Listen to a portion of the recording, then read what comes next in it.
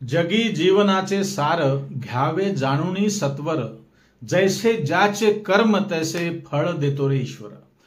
मंडळी, हे अनंत पाटील यांनी लिहिलेलं आणि प्रल्हाद शिंदे यांचं हे गाजलेलं गीत मला आज नेमकं का आठवलं ते तुमच्या लक्षात आलं असेल, कारण तुम्ही थंबनेल बघितलं असेल. मंडळी, जे पेरलं तेच उगवणार, जे काल तुम्ही केलं तेच तुम्हाला उद्या भोगावं लागणार. मंडळी, पापाची परतफेड करायला आकाश पाताळ स्वर्ग किंवा नरकात कुठेही जावं लागत नाही. पाहीचा हिशोब इथेच चुकता करावा लागतो, याच धरतीवर, याच पृथ्वीवर, याच जागेवर. आणि हा हिशोब देताना पहिल्याच आकड्यापासून आपली उलटी गिनती सुरू होत असते, हे लक्षात घ्या. हे आपल्या सर्वांना ठाऊक आहे आणि हाच निसर्गाचा नियमित नियम असतो. अखेर तो प्रत्येकाला मान्य देखील करावाच लागतो मंडळी.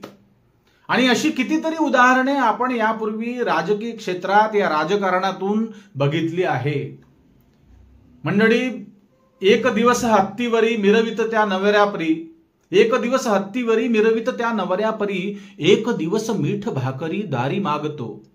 अर्थात यांना मीठ भाकर वगैरे मागावी लागणार नाही हो, असं काही यांच्या बाबतीत घडणार नाही, कारण यांनी अनंत काळ पिढ्यानपिढ्यांसाठी सोन्या चांदीच्या भाकरी आधीच थापून ठेवल्या आहेत आणि त्या सुरक्षित आहेत. त्यामुळे एवढी काळजी करण्याचं कारण नाही यांच्यासाठी. असो मंडळी, ज्या 40 आमदारांना घेऊन एकनाथ शिंदेंनी बाळासाहेब ठाकरेंची शिवसेना, बाळासाहेबांनी जन्माला घातलेली शिवसेना फोडली, त्या 40 आमदारांपैकी जवळपास निम्मे आमदार एकनाथ भाऊंना अनाथ करून जाणार. हे भाकीत कुणी केलं हे ऐकण्यासाठी तयार व्हा. असं जसच्या तसंच घडलं तर मग एकनाथ शिंदेंचं नेमकं काय होणार, हा प्रश्न मला जसा पडला ना मंडळी, तसाच प्रश्न आपल्यापैकी अनेकांना पडला असेल, हे निश्चित आहे. या महत्वाच्या प्रश्नाचं अचूक उत्तर जाणून घेण्यासाठी हा व्हिडिओ कुठेही स्किप न करता शेवटपर्यंत बघा, म्हणजे आपल्या इत्तंभूत सर्वच्या सर्व लक्षात येईल, पिक्चर एकदम क्लिअर होईल. मंडळी नमस्कार, मी रिनेश रंजन, आपण पाहत आहात बातम्यांची बातमी. मित्र हो, आज ही बातमी कुठल्याही सूत्रांकडून आली नाही, हे लक्षात घ्या. कुठल्याही आतल्या गोटातून वगैरे ही बातमी प्रसवली नाही, जन्मली नाही. ही बातमी दिली आहे शिवसेना उद्धव बाळासाहेब ठाकरे गटाच्या अधिकृत प्रवक्त्या सुषमा अंधारे ताई यांनी. मंडळी, शिंदे गटातील सर्वात आधी एक लक्षात घ्या, एकनाथ शिंदे गटातील सर्वात आधी एक नाव तुम्ही लक्षात घ्या. ते नाव आहे एकनाथ शिंदे गटाचे मंत्री उदय सामंत यांचं. एकनाथ शिंदेच्या सोबत जेवढे आमदार हल्ली आहेत त्यापैकी सर्वात प्रभावी आणि कर्तव्यदक्ष व्यक्तिमत्व म्हणजे उद्योग मंत्री उदय सामंत. वेगवेगळ्या कारणांवरून किंवा कार्यक्रमांच्या माध्यमातून उदय सामंत यांचा अलीकडे मुख्यमंत्री देवेंद्र फडणवीस यांच्याशी वारंवार संपर्क का होतो आहे? दाल में कुछ काला है कि पूरी दाल ही काली है. एक नया पिक्चर आने वाला है, शिंदे गट फुटने वाला है. फडणवीस आणि उदय सामंत यांच्यामध्ये नेमकी खिचडी कशी शिजते आहे ते आज आपण बघायला पाहिजे. आवर्जून हा व्हिडिओ पाहायला पाहिजे शेवटपर्यंत. आणि याच फडणवीस आणि उदय सामंत यांच्यामधील भेटीगाठी जर लक्षात घेतल्या तर चित्र पुढे स्पष्ट झाल्यासारखं तुम्हाला दिसणार आहे. मंडळी, उदय सामंत यांची आपल्या मतदारसंघात हळूहळू स्वतःची अतिशय घट्ट पकड होत चालली आहे. मंडळी, आपल्याला माहिती असेल, ठाऊक असेल, यापूर्वी महाराष्ट्रात किंवा देशाच्या पातळीवर राजकीय क्षेत्रात जेव्हा जेव्हा भूकंप आले, जेव्हा जेव्हा पक्षफोड्या झाल्या, त्या पक्षफोड्या काहीतरी प्रलोभन दिल्याशिवाय होत नसते, शक्यच नाही. एकनाथ शिंदेंनी बंड केला तेव्हा 50-50 खोक्यांच्या चर्चा महाराष्ट्रभरात गाजल्या होत्या. आजही तो नारा आहे, 50 खोके एकदम ओके. त्यामुळे उदय सामंत यांना फडणवीसांकडून उपमुख्यमंत्री पदाचं प्रलोभन दिलं गेलं आहे का? तर उत्तर अंधारे ताईंनीच दिलं. काही दिवसांपूर्वी अशा प्रकारे सुषमा अंधारे स्पष्टपणे जाहीर बोलून गेल्या, उदय सामंत यांच्या उपमुख्यमंत्री पदासाठी माझ्या शुभेच्छा आहेत. त्यांचं अभिनंदन. अशा प्रकारे सुषमा अंधारे यांनी जाहीर वक्तव्य केलं. अर्थात अंधारेंचं हे वक्तव्य उपहासात्मक जरी असलं मंडळी, तरी एकनाथ शिंदेच्या वर हा अप्रत्यक्षपणे टोला त्यांनी लगावला आहे आणि हा अंदाज देखील व्हायरल केला आहे. मंडळी, एक लक्षात घ्या, ज्या ठिकाणी अनैतिक मार्गाने कोणी आपल्या प्रगतीची वाट शोधत असेल तर मुळात ती वाटच चुकीची असते, हे आपल्याला ठाऊक आहे. अनेकदा अशा घटना राजकीय क्षेत्रात घडलेल्या आहेत. परंतु या चुकीच्या वाटेचा भविष्यात चांगला वाईट काय परिणाम होईल याची तिळमात्र तमा त्या वाटसरू व्यक्तीला नसते. परंतु चुकलेल्या वाटसरूला भविष्यात काय भोगावं लागेल हे तुमच्या आमच्या सारख्या अगदी सामान्यातल्या सामान्य नागरिकांना, राजकीय विश्लेषकांना असेल किंवा काही मार्गदर्शकांना, काही पत्रकारांना मात्र याबद्दलची अचूक माहिती असते. भारतीय जनता पार्टीचा मंडळी, तुम्ही आजपर्यंतचा यापूर्वीचा इतिहास बघा, तुम्हाला अशी शेकडो उदाहरणे देता येतील. स्वर्गीय गोपीनाथ मुंडे गायब, लापता. एकनाथ खडसे बेपत्ता. सुधीर मुनगंटीवारांना आपल्याच पक्षात बंदिस्त करून ठेवलं आहे, कैद करून ठेवलं. धनंजय मुंडेंना जनमानसात फिरण्या इतपत देखील ठेवलं नाही. पंकजा मुंडेंना फार काही महत्व पक्षात मिळत नाही. अशी आणखी कित्येक उदाहरणं आहेत, बरीच नावं आहेत. आणि इतकी जरी आज तुर्तास नावं तुम्हाला सांगितली तर तुमच्या भागडपोथी लक्षात येईल.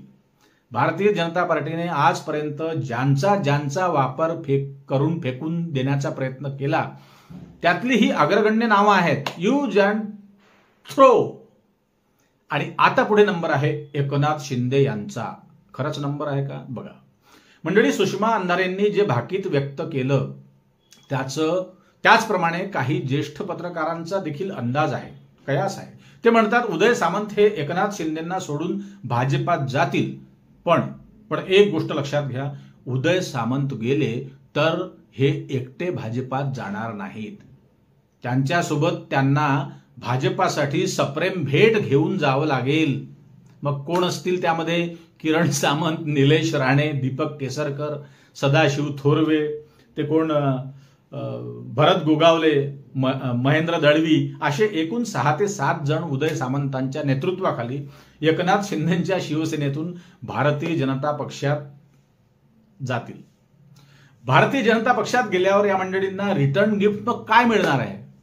तर निश्चितच मोठी ऑफर असेल, यात काहीच शंका नाही.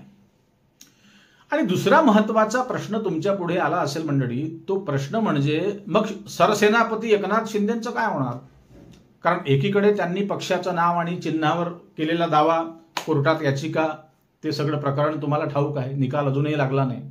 पण हा निकाल हा कायद्याच्या चौकटीत न बसणारा, अर्थात ते प्रकरण कायद्याच्या चौकटीत न बसणारा असल्याने पक्षाचं नाव आणि चिन्ह हे उद्धव ठाकरे यांच्याकडे जाईल, असं अनेक विश्लेषकांचं, अनेक राजकीय जाणकारांचं मत आहे.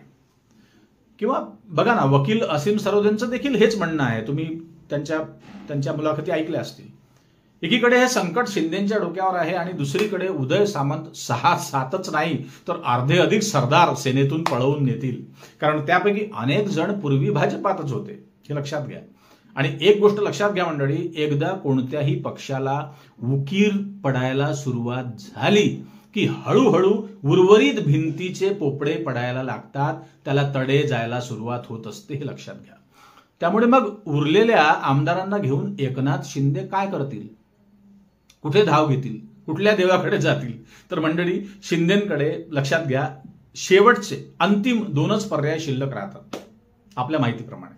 एकतर राजकीय क्षेत्रातून त्यांना संन्यास घ्यावा लागेल, किंवा शेवटचा एक पर्याय आहे की तो पर्याय म्हणजे उर्वरित आमदारांना घेऊन भाजपाला नतमस्तक होणे, शरण जाणे.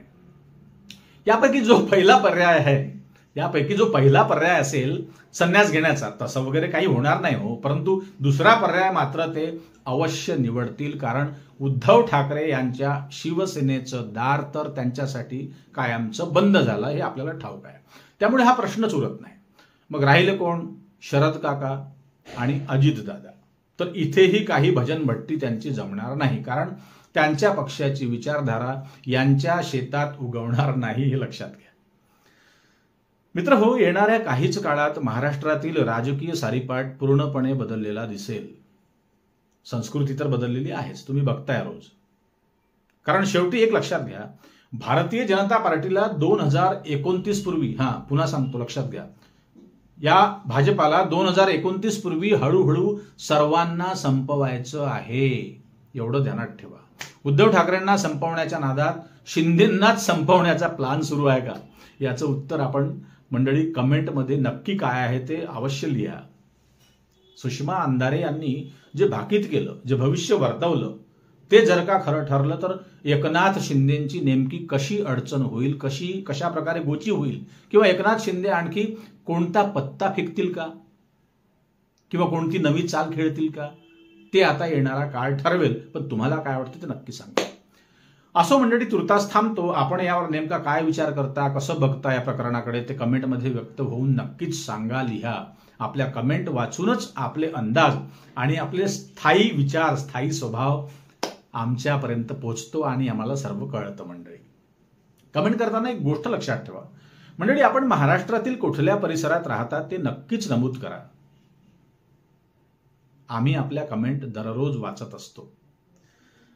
आपल्या चॅनलवर नवीन असाल तर सबस्क्राईब करायला विसरू नका आणि जास्तीत जास्त लोकांपर्यंत हा व्हिडिओ शेअर करा. लाईक करायला अजिबात विसरू नका, कारण हे चॅनल तुमच्या बळावर चालतं. मंडळी, पुन्हा भेटू नवीन विषयावर बोलण्यासाठी नव्या दिवशी नव्या दमानं. तोपर्यंत नमस्कार. जय हिंद, जय महाराष्ट्र.